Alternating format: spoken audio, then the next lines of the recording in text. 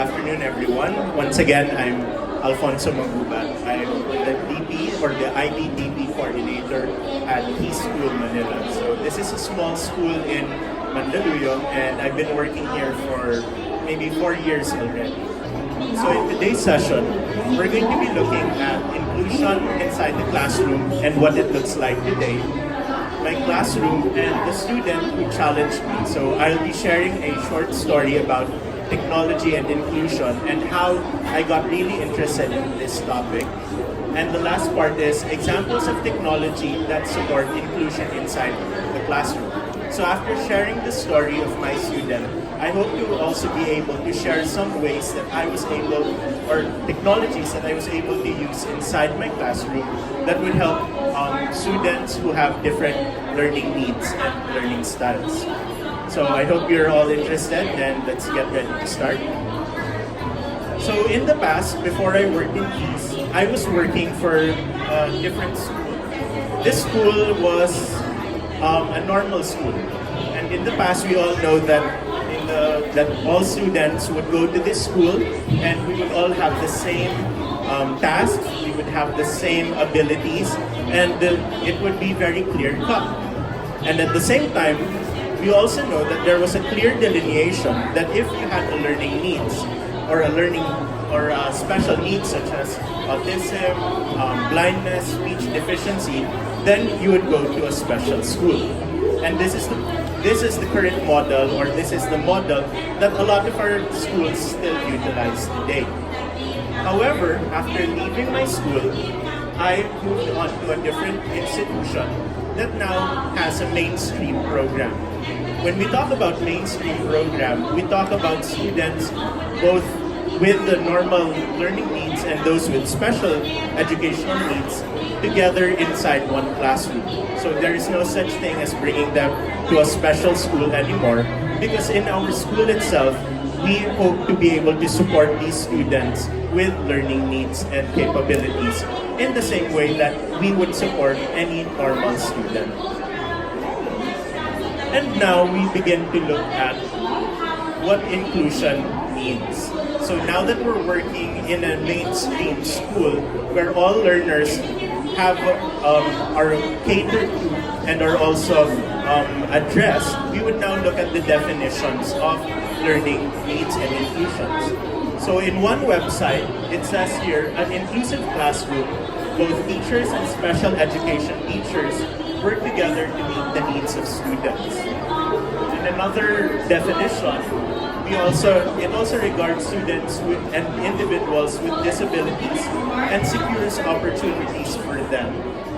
And for the International Baccalaureate, a prestigious international organization, has defined inclusion inside the classroom as one that is an ongoing process that aims to increase access and engagement in learning for all students by identifying and removing barriers. So therefore, when we think about inclusion inside the classroom, there is no distinction between a teacher who has a SPED background and a teacher who just has an ordinary educational background. Background about me, I don't have a SPED degree. I actually have a social studies degree. So I've been a history teacher for quite some time. And when I moved out of this school that I worked in and started working for Keys, I started learning the different ways on how to support students with different needs. So I've had students who've been through the different spectrums of autism. I've had a student with Asperger's. I've also had a student who was blind, which therefore leads me to this story. In my classroom last year, I had majority of my students, and myself included, this is what we would normally see, a very complete picture. But what if suddenly our view was only this size? So today, I'm going to share with you a story of my student who really challenged me to think about inclusion and accessibility inside my classroom. Take note that this boy came to us with that kind of view, that minuscule view, and it was very difficult for him to really to engage with his classmates. And therefore, as a teacher inside the mainstream classroom, I took it as a challenge for me to try and make sure that every voice matters and that every student is included. So, at the start of the school year, this student of mine came with this magnifying device, as you can see there holding it. So this device basically magnifies the text like any digital camera, but it does nothing. And with his views slowly deteriorating as the months go by, it became cumbersome and challenging for him to engage in the lessons and also with his classmates. Because now the text that he was interacting with or the students he was talking with were quite difficult already. And therefore, I asked his parents and also our learning support team, how can we help this student of mine? The parents said, "Teacher, we have an iPad. Maybe would that help him?" Being a teacher who loves technology, I started looking at Apple's own accessibility features. I studied it. I studied it really well. I looked at different teachers from around the world who are also doing the same thing and decided to try it out. So therefore, when we talk about inclusion inside the classroom, it's important that we also talk about accessibility and how the technology that we sometimes take for granted when we use it just for Netflix, for Facebook, or even for checking social media can actually be a really helpful tool for our students to engage, interact, and work with one another. And therefore, using the knowledge of accessibility of different technologies, I started using different apps such as Google Classroom, Google Docs, Google Forms, and transforming the learning engagements so that there would be a digital function as well. And therefore, I started with something basic, like using the iPad to zoom in on text so that this student who is so used to having his magnifier can use his gadget to just simply zoom in on the text that he's reading. So he was able to do that. But of course, we know that as he continues to do that, it adds strain to his already barely working eye. And therefore, I asked him to I got his iPad again, and I turned on some features which would help him, which led him to do the text-to-speech. So working with his shadow teacher would simply highlight the text here, and it would talk to him. Apart from what is stated in the chart, in what way is organism A different from organism B? And with that, my student now has the capability to not just read anymore, but to also listen to different texts. And therefore, all of the work that I give him, from the handouts Based on the information above, to the ebooks, he would now have a text that would talk back to him. And with that, I was really motivated and looked at the current applications that I was using inside my classroom. Now, most of the examples that I've shown you are just basic assessments, like quizzes. But what if I needed my student to, let's say, share something that requires him to write an essay? And therefore, I looked at an app called Flipgrid, and instead of him writing his text, I would have him record him and sharing his explanation. So this is my student now.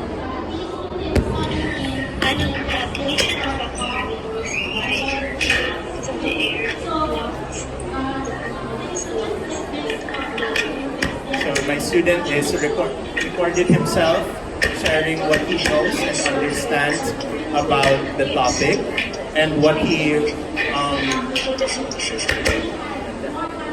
so this topic was all about, if I'm not mistaken, man and his environment. So he was sharing a prompt from him. And then using different technologies as well, such as Google Slides, I now had my students create different ways for him to express himself. Because because of his iPad and the internet and all of the different technologies inside our classroom, he was now able to create these things with the help of the teacher and also his shadow teacher. So you can see from these examples alone that technology no longer is a barrier. Helping students is no longer a barrier for teaching students with different needs. When we really think about our students and how they best express themselves, there are different ways and technologies that would help them and would help that would help with collaboration as well.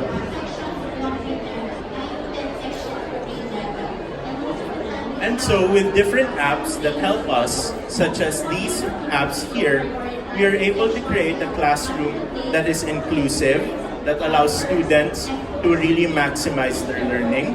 It also allows students to create different simulations and also think about the content that they are engaging with so that they can also become producers of knowledge as well. So here are some of the applications that I've used inside my classroom. And some of my favorite apps here are, of course, the Google suite of apps, such as Google Classroom, a learning management system, Google Forms, especially if you want assessment done quickly. Google Forms allows you to create quick surveys, exams, and quizzes, and it will already check it for you. Now, if you want to take it further, I would also use Edpuzzle as well, wherein I would use YouTube. I would utilize the power of YouTube, and using Edpuzzle together with it, I would be able to create quizzes that my students could answer using what they've just seen, heard, or watched from. And to tie it all up together, I would also use Seesaw. Seesaw is an app that is a portfolio for students wherein they would be able to explain different processes, they would be able to share what they're learning, and they could also show this to their parents as a way of showing their progress and development inside the classroom. When I look at my student now, you can see that the technology that he uses inside the classroom is no longer a barrier for learning. In fact, it has helped him engage with his classmates. His classmates himself have responded positively to him as well, and they don't treat him differently either. And therefore, when we use technology inside the classroom and we think about its purposeful integration in it, then we would be able to create a classroom wherein every student is supported, differentiation happens, and all students are able to express themselves in a way that they find comfortability in. So therefore, just to taking it home, therefore, technology allows students of all learning abilities to express themselves in a manner they're comfortable with. When we use different technologies that allow them to draw instead of to write, or that allow them to take a video of themselves instead of having to draw, then they would be able to express themselves in a way that is that they enjoy as well. So this is also a way for us to really rethink the assessments that we are doing inside the classroom. Do we really need to have that 10-point quiz or that 15-point or that 30-point unit test? Maybe there's a different way wherein we can really tap our students to show how they understand the lesson, or to focus on the process rather than the product. The second point that I want to drive also is that when we think about technology and how it can be used inside the classroom, and really making sure that we differentiate, our students would therefore be able to engage in a content in their own way and how they understand it. And therefore, it's important that when we really think about this, or how we plan our lessons, we have to make it in a way that it is engaging for our students, that all students would be able to understand it easily, carefully, and also work with others so that they have also different perspectives and modes of understanding. And lastly, this is the point that I would really like to focus on, is that I want my students, most especially, to become producers of knowledge instead of being consumers of it. In the 21st century, the skills of collaboration, communication, critical skills, critical thinking, and analytical thinking are now more important than content knowledge inside the classroom. Therefore, we teachers really have to push ourselves to think about how our students can best express themselves and show their understanding not just to the school but also in the community at large. By becoming producers of knowledge rather than consumers of it, our students therefore would be able to come up with works that would become beneficial to the community at large. So just before I end my talk, I just want to share this one last thing that really struck me.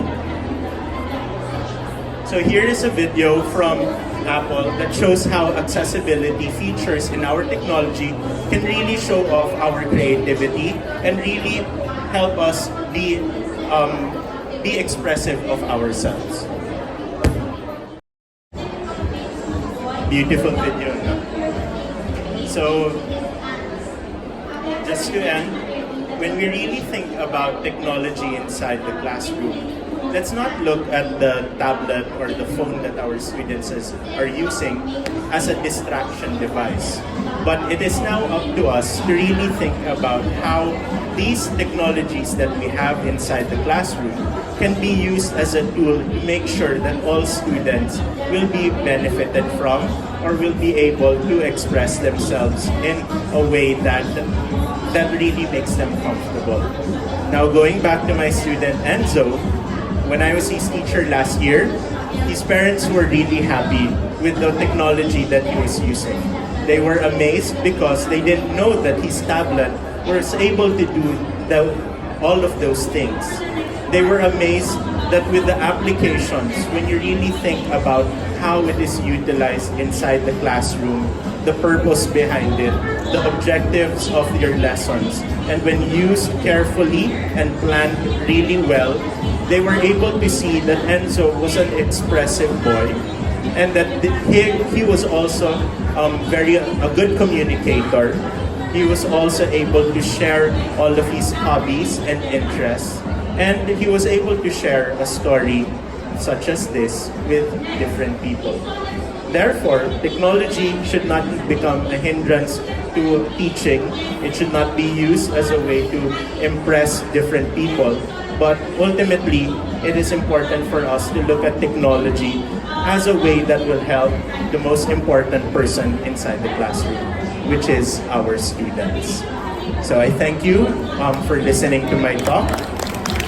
Once again, I'm Alfonso Magduba. I'm from School Manila.